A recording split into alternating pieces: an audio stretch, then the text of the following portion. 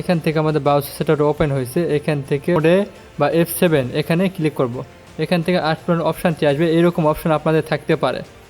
তো এইরকম যদি অপশান থাকে তাহলে সেক্ষেত্রে অ্যাডভান্স অপশানে F7 ক্লিক করবেন।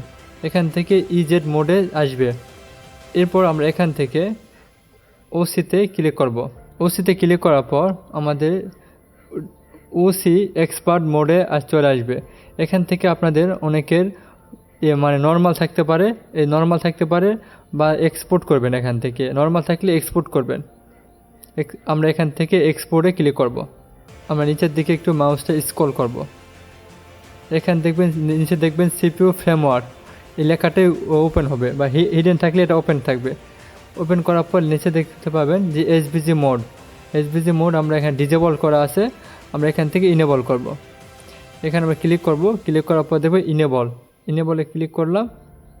ইনেবলে ক্লিক করার পর আমাদের এখানে এটা গুণ চিহ্নতে আমরা কেটে দেব বা সেভ করব। এই জন্য আমাদের লেখা দিয়ে HBG মোড ডিজেবল ইনেবল, মানে ডিজেবল থেকে ইনেবল হয়েছে। এখন আমরা এটাকে ইয়েস ক্লিক করব।